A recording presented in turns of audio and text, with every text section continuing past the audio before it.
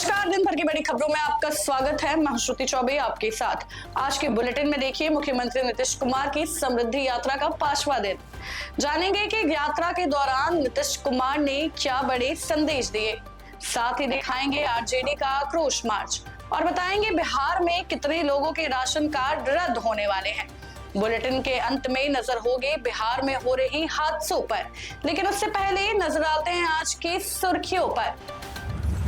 समृद्धि यात्रा के 5वें दिन सारण में नीतीश कुमार विकास और रोजगार का दिया संदेश, विपक्ष पर किया वार। महिलाओं पर बढ़ते अपराध के खिलाफ आरजेडी का आक्रोश मार्च, आज पटना की सड़कों पर उतरी महिला राजद। बिहार में 52 लाख राशन कार्ड होंगे रद्द, आधार वेरिफिकेशन नहीं कराने वालों पर गिरेगी गाज। बिहार में सोलर से सस्ती और मुफ्त बिजली की तैयारी, पीएम सूर्य घर योजना को लेकर जागरूकता अभियान तेज। चुनावी वादों की वंदे भारत स्लीपर, नतीजों के बाद बिहार से गायब हुई ट्रेन। तो ये थी आज की सुर्खियां। आइए बात करते हैं बड़ी खबरों की। मुख्यमंत्री नीतीश कुमार की समृद्धि यात्रा का आज 5वां दिन रहा। इस दौरान सीएम सारण पहुंचे, जहां मंच से लेकर योजनाओं के शिलान्यास तक कई अहम संदेश दिए गए हैं। विकास, कानून व्यवस्था और रोजगार को लेकर नीतीश कुमार ने पिछली सरकार पर भी जमकर निशाना साधा है। आइए देखिए हमारी एक खास रिपोर्ट। समृद्धि यात्रा के 5वें दिन सीएम नीतीश कुमार सारण पहुंचे और स्टॉल में रेत से बनी अपनी तस्वीर देखकर मुस्कुराए। उन्होंने 86.50 करोड़ रुपए की योजनाओं का उद्घाटन और 450.30 करोड़ रुपए की योजनाओं का शिलान्यास भी किया। डिप्टी सीएम सम्राट चौधरी ने छपरा में एयरपोर्ट बनाने की घोषणा की। अभी रूडी जी बता रहे थे कि मैं दिल्ली से चलता हूं, 4 घंटे में अपने छपरा के घर पहुंच जाता हूं। हम लोग तो रूडी जी चाहते हैं आपके बीच में यहाँ एयरपोर्ट भी है। अभी एयरपोर्ट पे हम लोग उतरे, हम लोग तो वहां चाहते हैं कि आप ट्रेनिंग कराइए। आप तो देश भर में पायलट को सहयोग करते हैं। मैंने अभी सरकार के अधिकारी को कहा है कि वहां एक पूरा इंस्टीट्यूट बनाने का काम कीजिए, लेकिन इसके साथ साथ मैं जरूर आश्वस्त करता हूं मुख्यमंत्री जी के निर्देशानुसार छपरा जिला में भी एक बड़ा एयरपोर्ट बनाने का काम किया जाएगा, जिससे कि यहां के विकास सीधे, रूडी जी आपको 4 घंटा लगता है, आप सीधे 1 घंटा 1.5 घंटा में अपना घर पहुंचने का काम कीजिए। सभा में नीतीश कुमार ने कहा कि 2005 से पहले बिहार की हालत खराब थी, लेकिन उनकी सरकार ने कानून व्यवस्था, बिजली, सड़क और शिक्षा को बेहतर किया। हम लोगों की सरकार बनी थी शुरू से ही, आपको सब मालूम ही है। 24 नवंबर 2005 को पहली बार सरकार बनी, एनडीए की सरकार बनी हम लोगों की, और तब से राज्य में कानून का राज है। 4 राउंड हुआ, 5वां राउंड चल रहा है। हम लगातार विकास के काम में लगे हुए हैं, लेकिन जब से हम लोग आए थे 24 नवंबर 2005 से, अब उसके पहले वाली स्थिति अच्छी नहीं थी। याद है ना पहले क्या स्थिति थी? पहले बहुत बुरा हाल था। लोग शाम के बाद घर से बाहर नहीं निकलते थे। हम लोगों के पहले वाले जो सरकार थे, जो कमिटी थी, जो भी था, समाज में कितना विवाद होता था, कितना हिंदू मुस्लिम झगड़ा होता था। पढ़ाई का क्या हाल था? बहुत कम बच्चे पढ़ते थे, बहुत कम पढ़ाई होती थी। पहले इलाज का पूरा इंतजाम नहीं था, सड़कें बहुत कम थी और जो थी उनका बुरा हाल था। अब बिजली बहुत कम जगह थी। हम लोगों की सरकार बनने के पहले की जो सरकार थी, उन लोगों का यही हाल था। कितना बुरा हाल किए थे लोग, कोई काम नहीं कर रहे थे, सब कुछ बुरा हाल था। और उसके बाद शुरू से ही बिहार का विकास का काम हो रहा। अब किसी प्रकार के डर एवं भय का वातावरण नहीं, राज्य में प्रेम, भाईचारा एवं शांति का माहौल है। और हम लोगों की तरफ से कितना ज्यादा काम किया गया, मुस्लिम के लोगों का भी। तो जो शुरू हुआ था पहले बहुत मुश्किल था। उन लोगों को जो भी कब्रिस्तानों की घेराबंदी, अब उसके लिए लोग अंतिम संस्कार के जो डेथ होता था उसको करते थे, बड़ा दिक्कत था उन लोगों को। उन्होंने कहा कि अब 1 करोड़ 40 लाख जीविका दीदियां काम कर रही हैं और अगले 5 साल में 1 करोड़ नौकरी देने का लक्ष्य है। अब वर्ष 2013 में पुलिस में 35% आरक्षण दिया। अब आप जानते हैं उनके लिए 13 में पुलिस में 35% आरक्षण दिया। अब बिहार पुलिस में महिलाओं की संख्या देश में सबसे अधिक है। अब आप जानते हैं कि पूरे के तौर पर उस समय तो जो हम लोगों ने किया था 2016 से महिलाओं को सभी सरकारी नौकरियों में 35% आरक्षण हम लोगों ने दे दिया है। 13 में हम किए थे पुलिस में। साथ ही उन्होंने भुज ITI केंद्र का उद्घाटन कर युवाओं के लिए रोजगार के नए रास्ते खोलने की बात कही है। इस खबर पर आपकी क्या राय है, हमें कमेंट सेक्शन में अपनी राय जरूर बताएं।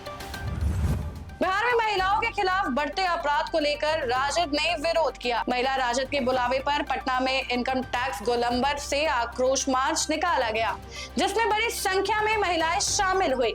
मार्च के दौरान सरकार पर महिलाओं की सुरक्षा में नाकामी का आरोप लगाते हुए कड़ी कार्रवाई की मांग की गई है। आइए देखिए पूरी खबर। पटना नीट की छात्रा से जुड़े मामले को लेकर बिहार की राजनीति गर्मा गई है। इस घटना को लेकर आरजेडी के महिला मोर्चा ने राज्य में महिलाओं की सुरक्षा व्यवस्था पर गंभीर सवाल खड़े किए हैं। बिहार में महिलाओं के खिलाफ लगातार सामने आ रही घटनाओं को लेकर राष्ट्रीय जनता दल ने सड़कों पर उतरी। महिला राजद के आह्वान पर बुधवार को राजधानी पटना में इनकम टैक्स गोलंबर से विशाल आक्रोश मार्च निकाला गया, जिसमें बड़ी संख्या में महिला नेता और कार्यकर्ता शामिल हुए। मार्च के दौरान राजद नेताओं ने आरोप लगाया कि राज्य में महिलाओं के खिलाफ अपराध बढ़ते जा रहे हैं और सरकार उन्हें रोकने में पूरी तरह विफल रही है। उन्होंने कहा कि राजधानी पटना में भी महिलाएं और बेटियां सुरक्षित नहीं हैं और प्रशासन सिर्फ औपचारिकता निभा रहा है। महिला राजद ने कहा कि सरकार की नाक के नीचे महिलाओं पर अत्याचार हो रहे हैं, लेकिन दोषियों पर सख्त कार्रवाई नहीं की जा रही। पार्टी ने दोहराया कि राजद हमेशा महिलाओं के मान सम्मान और सुरक्षा की लड़ाई लड़ती रही है और जब तक महिलाओं को सुरक्षित माहौल नहीं मिलेगा तब तक यह संघर्ष जारी रहेगा। क्या बिहार सरकार अपराधियों तक पहुंच पाएगी और पीड़ित को न्याय मिलेगा? हमें कमेंट सेक्शन में अपनी राय जरूर बताएं। वंदे भारत स्लीपर ट्रेन को लेकर बिहार में बड़ा वादा किया गया था, लेकिन चुनाव खत्म होते ही ट्रेन बिहार से गायब हो गई। अब यही ट्रेन बंगाल असम रूट पर चल रही है। सवाल ये है कि क्या वंदे भारत अब विकास नहीं सिर्फ वोट की ट्रेन बन चुकी है? आइए देखिए ये खबर। वंदे भारत स्लीपर ट्रेन कोई आम ट्रेन नहीं रही। अब ये यात्रियों की नहीं, चुनाव की ट्रेन बन चुकी है। जहां चुनाव वहां वंदे भारत का वादा, जहां नतीजे वहां वंदे भारत गायब। जब बिहार में विधानसभा चुनाव चल रहा था तब दावा किया जा रहा था कि पटना से दिल्ली के बीच देश की पहली वंदे भारत स्लीपर ट्रेन चलेगी। बीजेपी के बड़े बड़े नेता माइक पकड़कर कह रहे थे कि अब बिहार बदलेगा, 8 घंटे में दिल्ली पहुंचेगा। लेकिन जैसे ही वोटिंग खत्म हुई वैसे ही ये ट्रेन भी बिहार से गायब हो गई और बिहारी वो आज भी ट्रेन में टॉयलेट के पास खड़े होकर सफर करने को मजबूर हैं। अब जरा उद्घाटन ही देख लीजिए। बिहार में वादे हुए और उद्घाटन बटन दबा दिया गया बंगाल और असम में। प्रधानमंत्री नरेंद्र मोदी बिहार से ट्रेन नहीं चला पाए, लेकिन बिहारियों को चिढ़ाते हुए हावड़ा कामाख्या रूट पर हरी झंडी दिखा दी। सबसे मजेदार बात, यह ट्रेन बिहार से होकर गुजरेगी, बिहारियों को दिखेगी भी, लेकिन रुकेगी नहीं।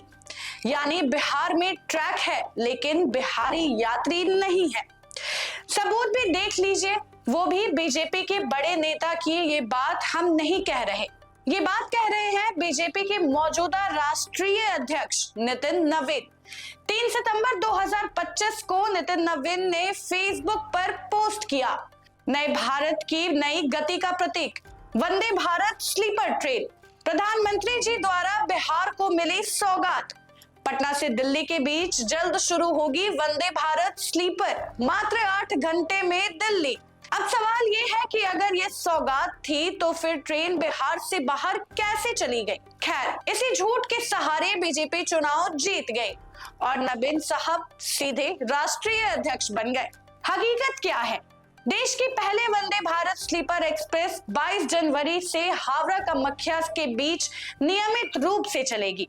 हकीकत क्या है? देश के पहले वंदे भारत स्लीपर एक्सप्रेस हावड़ा कामाख्या के बीच नियमित रूप से चलेगी। ये भारतीय रेलवे की बड़ी उपलब्धि बताई जा रही है। तेज, सुरक्षित और आरामदायक सफर के दावे किए जा रहे हैं, लेकिन बिहार के लिए ये उपलब्धि नहीं बल्कि अपमान की एक नई मिसाल बन गई है।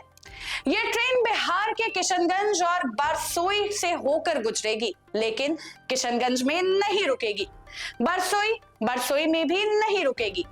सीमांचल, जो पहले से ही विकास की लाइन में सबसे पीछे है, उसे एक बार फिर बताया गया, देखो लेकिन चढ़ना मत। अब सीमांचल के लोगों को इस ट्रेन में बैठने के लिए न्यू जलपाईगुड़ी, मालदा टाउन या बंगाल से दूसरे स्टेशनों तक जाना पड़ेगा। मतलब अधिक खर्च, अधिक समय और वही पुरानी बेबसी। पटना दिल्ली वाली ट्रेन का क्या हुआ? मीडिया रिपोर्ट्स कहती है जो वंदे भारत स्लीपर पटना दिल्ली के लिए बताई जा रही थी, वही अब हावड़ा से असम के लिए चला दी गई है। अब कहा जा रहा है कि पटना से दिल्ली के बीच वंदे भारत स्लीपर ट्रेन चलेगी जरूर, लेकिन खुलेगी बंगाल के हावड़े से, यानी कि ये भी हाथ से गई। ये स्लीपर वंदे भारत जून तक आ सकती है। आईसीएफ चेन्नई और झांसी यूनिट में रैक बन रहे हैं। इसे राजधानी एक्सप्रेस के हाईटेक विकल्प के रूप में पेश किया जा रहा है।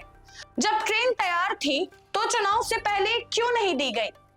जब ट्रेन नहीं थी तो बिहार से वादा क्यों किया गया? कहीं ऐसा तो नहीं वंदे भारत अब विकास का नहीं, वोट का इंजन बन चुकी है? इस खबर पर आपकी क्या राय है, हमें कमेंट सेक्शन में जरूर बताएं। तो ये थी आज की बड़ी खबरें। आइए अब बाकी खबरों को देखते हैं फटाफट। नीतीश कुमार के बेटे निशांत कुमार के राजनीति में आने की अटकलों को केंद्रीय मंत्री ललन सिंह ने सिरे से खारिज किया है। उन्होंने कहा है कि इस पर फैसला सिर्फ नीतीश कुमार ही देंगे और मीडिया में चल रही चर्चाएं बेवजह है। जेडीयू फिलहाल ऐसे किसी मुद्दे को तवज्जो नहीं दे रहा है। बिहार सरकार ने आधार वेरिफिकेशन में गड़बड़ी के कारण 52.22 लाख लोगों के राशन कार्ड रद्द करने का फैसला लिया है। सभी जिलों को सूची भेज दी गई है और जिनका सत्यापन पूरा नहीं हुआ है उन्हें आगे राशन नहीं मिलेगा। लोगों को सलाह दी गई है कि वे समय रहते अपना आधार वेरिफिकेशन जांच ले। बिहार में पीएम सूर्य घर मुफ्त बिजली योजना के तहत घरों की छत पर सोलर पैनल लगाने को लेकर जागरूकता अभियान चल रहा है। इस योजना से लोगों को बिजली बिल में राहत मिलेगी और ऊर्जा के मामले में आत्मनिर्भरता बढ़ेगी। आवेदन की प्रक्रिया पूरी तरह ऑनलाइन और आसान रखी गई है। बिहार सरकार ने 50 वर्ष से अधिक उम्र के वरिष्ठ कलाकारों को 3,000 रुपए मासिक पेंशन देने की योजना शुरू की है। बिहार म्यूजियम में आयोजित कार्यक्रम में पहले चरण की पेंशन राशि कलाकारों को दी गई। सरकार का कहना है कि इस योजना से कलाकारों को सम्मान और आर्थिक सुरक्षा मिलेगी। रेल मंत्रालय ने वंदे भारत स्लीपर और अमृत भारत 2 ट्रेनों में टिकट कैंसिलेशन के नियम सख्त कर दिए हैं। अब ट्रेन के रवाना होने से 8 घंटे पहले टिकट रद्द करने पर कोई रिफंड नहीं मिलेगा और 72 घंटे पहले भी टिकट रद्द करने पर कम से कम 25% किराया कटेगा। नए नियम तुरंत लागू हो गए हैं, इसलिए यात्रियों को टिकट बुक करते समय सावधानी बरतनी होगी। दरभंगा सदर थाना क्षेत्र के लोआन गांव में अमन एकेडमी स्कूल की वैन से गिरकर तीसरी कक्षा की छात्र की मौके पर ही मौत हो गई। हादसे के बाद वैन चालक फरार हो गया, जिससे गुस्साए ग्रामीणों ने स्कूल में हंगामा किया।